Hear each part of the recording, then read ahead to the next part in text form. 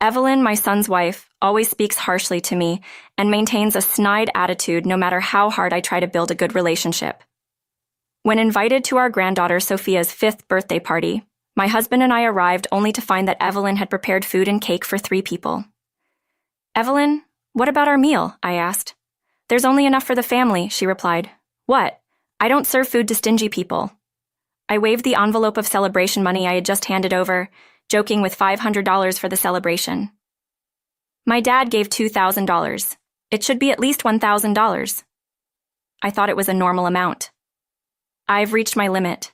Can we disown each other after today?" Evelyn said this with a broad smile.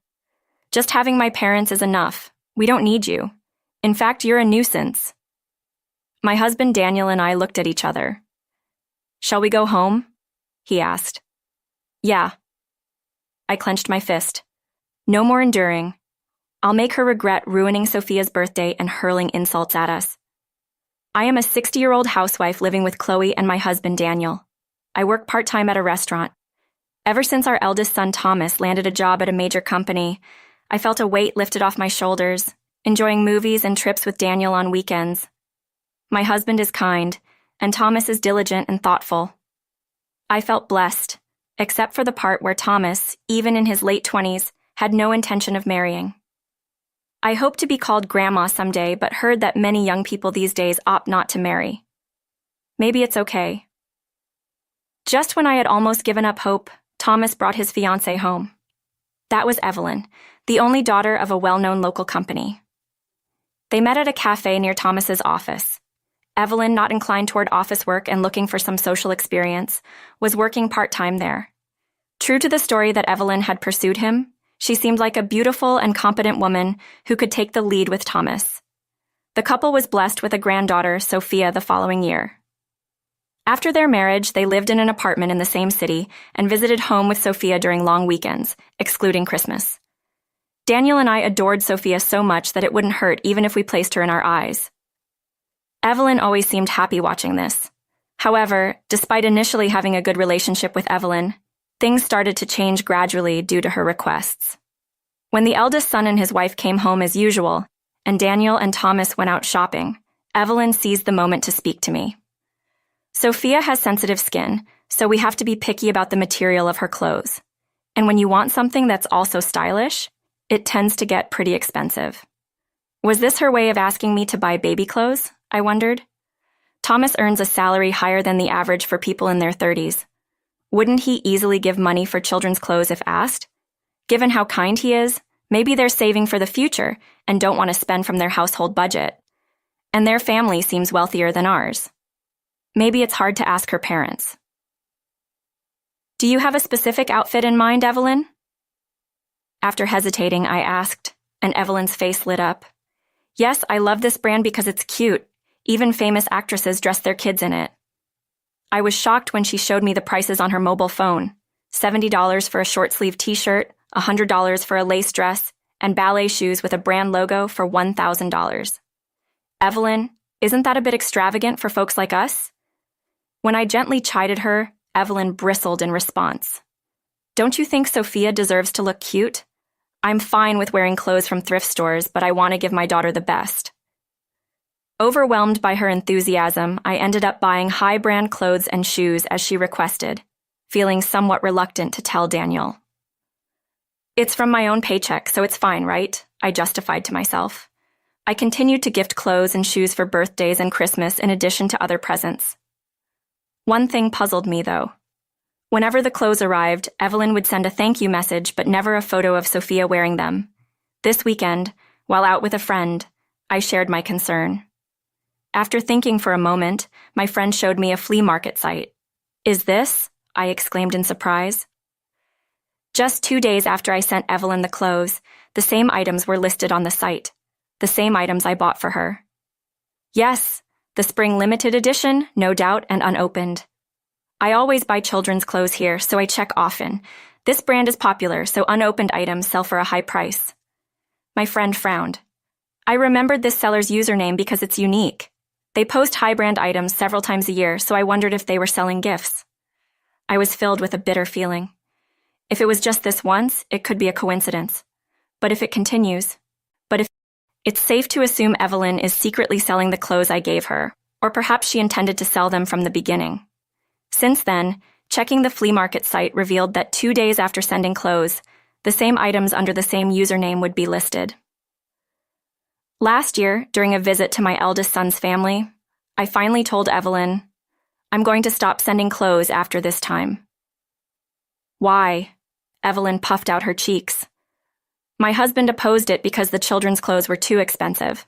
But don't worry, I'll still give toys and gift vouchers like before." I belatedly shared this incident with Daniel. Daniel agreed with us. Evelyn is a housewife, probably selling children's clothes for extra pocket money. "If it's hard to say no, you can use my name." "Thanks, I'll do that."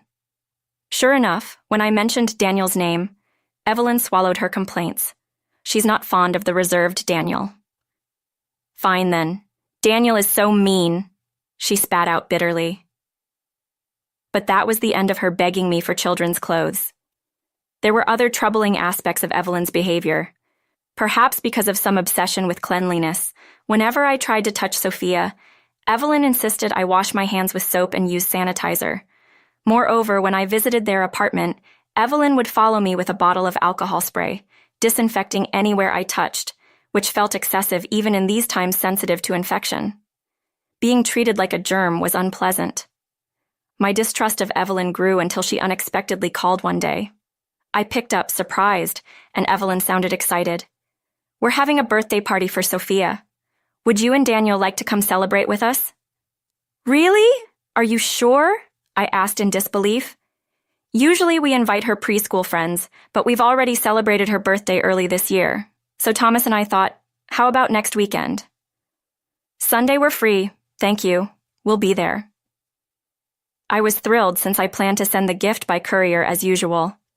Is the doll she wanted before okay for a gift, or would she prefer a gift card? Could we do cash this time? Understood. After discussing with Daniel, we decided to give $500 and visited our eldest son's apartment the following Sunday. The living room, stylishly decorated with pastel balloons and garlands, was where Sophia, wearing a pink dress and a ribbon in her hair, stood with a shy smile. "Grandpa and Grandma, thank you for coming to my birthday party." Daniel and I couldn't help but melt at Sophia's thanks. She always looked cute, but today she seemed like an angel or a fairy. "Thank you for inviting us. Now 5 years old, you're quite the big sister." "Yeah, I'm a big sister now." Her confident response was endearing. "Thank you for coming, Dad, Mom." We were surprised to see Thomas appear. It had been months, but he looked considerably worn and had dark circles under his eyes. "Have you lost weight? Busy with work?" Oh yeah." Thomas's vague smile unsettled me. "Thomas, you're keeping up with your company health checks, right?" "Yeah, I am. Oh, sorry, I have a call from work." Thomas stepped into the hallway, ended his call quickly, and returned to the room. "I have to go to the office for a bit.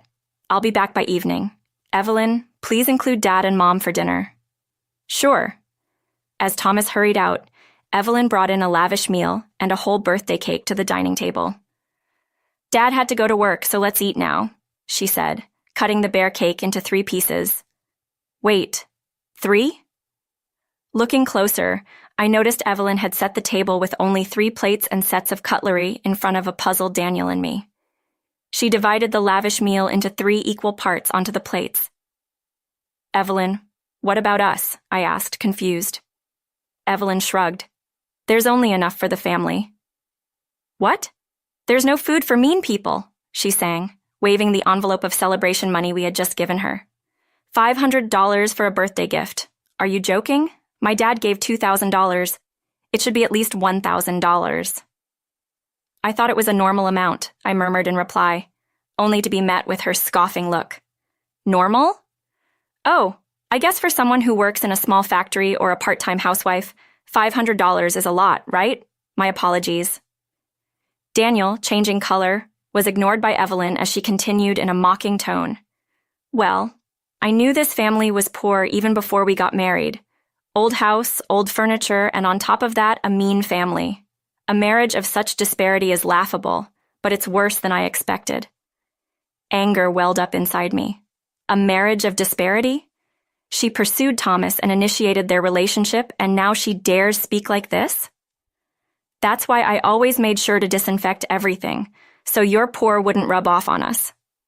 It would be terrible if Thomas, who works at a big company, and I, a CEO's daughter, became poor. I see.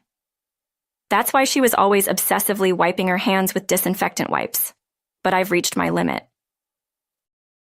Can we disown each other after today? Evelyn said this with a broad smile. Just having my parents is enough. We don't need you. In fact, you're a nuisance. Daniel and I looked at each other.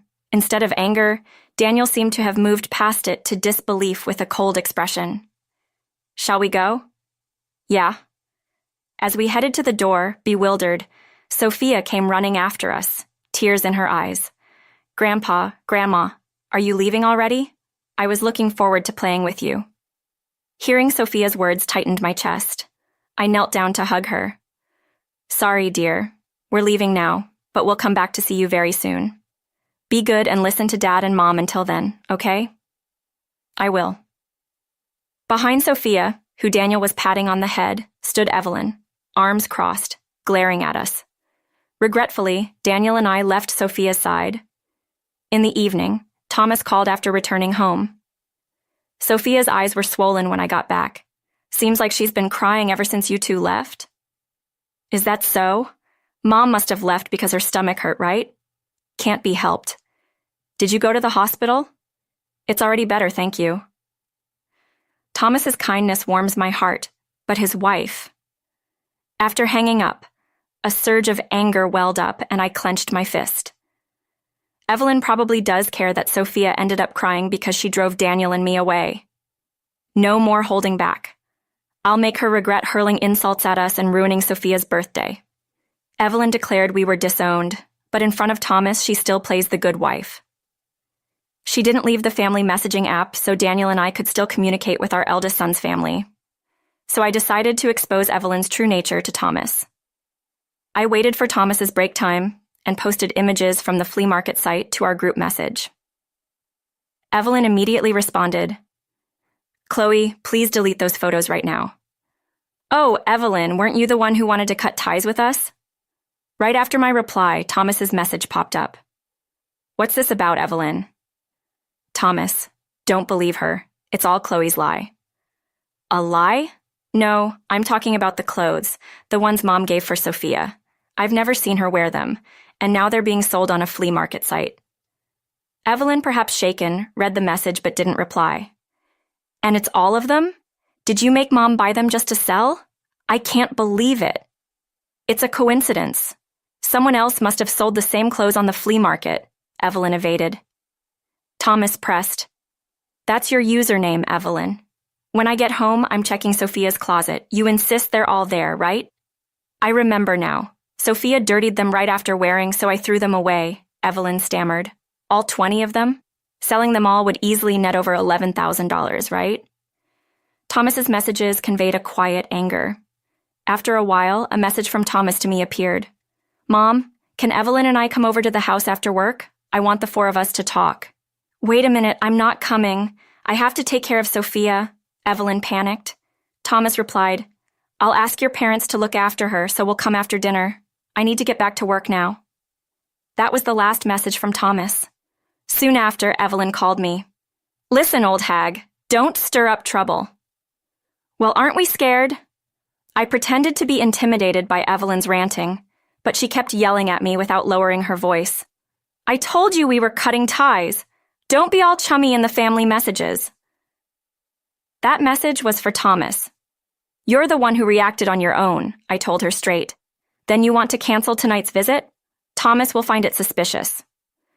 Evelyn clicked her tongue on the other end of the phone and spoke in a low voice. "Fine, I'll go. But if you pull any more stunts, you'll never see Sophia again. Remember that?" "All right, we'll be waiting for you tonight." After hanging up, Daniel and I shared a look and laughed, having listened to the entire conversation. That evening, Thomas and Evelyn came over. Sophia had been left with Evelyn's parents. Evelyn, exuding an aura of displeasure, didn't change her attitude even as we sat down at the dining table. However, she turned pale the moment I laid out the photos. Watching Evelyn hastily grab them and stuff them into her skirt pocket, I spread out the remaining few in front of Thomas. They were photos of Evelyn close to a man at a club, in front of a champagne tower. "Where did you find these?" Evelyn glared at me fiercely, to which I explained with a smile. "A friend's daughter works at a club. She mentioned that recently a woman named Evelyn has been partying hard there. Evelyn, being quite a beauty, stood out. Doubting it, I showed her your photo, and she recognized you right away. I searched the handle name you use on the flea market site on social media and found these images." Thomas picked up one of the photos. The usually calm Thomas's face was etched with intense anger. "At a club, Evelyn, there's a reason for this. So you left Sophia with me after my late shifts to party like this every night? Helping a friend with work was a lie then?" Evelyn swallowed her excuses at Thomas's icy tone. Thomas sighed and covered his forehead with his hand. "Selling the clothes Mom gave to fund clubbing? No wonder the allowance wasn't enough with places like that." "It's not like I was cheating or anything. This much should be okay," Evelyn said defiantly. Seeing Evelyn's defiance, I allowed myself a slight smile. Well, this is just the beginning. Thomas, did you bring what I asked?" "Yeah." Thomas pulled out credit card statements and a debit card from his bag, shocking Evelyn. "Don't take those without asking. The credit card is mine and the debit card is joint. It's fine to show them." Thomas's firm response silenced any retort from Evelyn, who grimaced and fell silent. Thomas spread both on the table, and we all gasped at the sight. No wonder the revolving credit balance exceeded $20,000, and the debit account had only a few dollars left. "It can't be! The card's maxed out, and all the savings for Sophia's celebration are gone." Beside a stunned Thomas, Evelyn pouted and turned away. "Well, if you're at clubs frequently, more than 1 zero can disappear in no time, right?" Thomas, who had been calm up to now, finally exploded with anger. "Evelyn, you should never touch a child's savings. Are you even a mother? Shut up, all of you." Evelyn tossed her hair and spat out dismissively. "What's wrong with spending your money, you miserly man?" She stood up and lashed out at Thomas. "Listen, I married you because you worked at a big company. I thought I could spend as much as I wanted without working, live in luxury. But once we started living together, it was all save for the kid, cut back on dining out, all these stupid orders. Who do you think you are?" Thomas's face stiffened. After a tense stare down with Evelyn, he sighed softly. "All right, let's get a divorce. I can't do this anymore. Since it seems I've made Mom go through a lot, you'll also pay alimony. We're both to blame for the unpleasantness." "Fine, I'll ask Dad. He'll happily cover the alimony and the card payments. I don't need any of you." Evelyn laughed haughtily, but I pointed my mobile phone at her. "Are you sure you want to say that?" "What?" Evelyn asked. "Your dad's company went bankrupt." Evelyn was shocked. She snatched my phone to see for herself and froze. "It just came out on local news online. Haven't you heard anything from your dad?" "He mentioned financial difficulties due to the recession, but he always gave in to my demands." Evelyn's voice trembled, pale-faced. Then her mobile phone rang. Evelyn took it out, swallowed, and answered. "Hey, Dad, the company collapsing is a lie, right?" "Sorry, I tried, but it didn't work out, so I'm afraid I can't help you with money anymore," her dad said. Evelyn's face contorted on the verge of tears. "But I'm in trouble. Paying the employees is all I can manage. I'm retiring as the CEO and will live quietly with your mom. You should live well with Thomas and Sophia." Evelyn's dad was loud enough that the whole conversation was audible. "Live well? But we're probably getting a divorce." "Really? Oh, the club called. When will you pay the $20,000 you owe?" Evelyn's face tightened. I thought I'd ask Dad. "No, you can't." Her dad dismissed it outright. "Evelyn, you're 35, a grown adult. You'll have to figure it out yourself. Good luck." Holding the disconnected phone, Evelyn looked utterly defeated. I delivered the final blow. "Actually, Daniel and I have been saving money for when Sophia grows up, $100,000. Evelyn's eyes widened as if they were about to spill over. "We saved that money by living frugally and not remodeling our old house. We thought if Evelyn apologized and showed remorse for her actions, we could give it to her to help pay off her debts."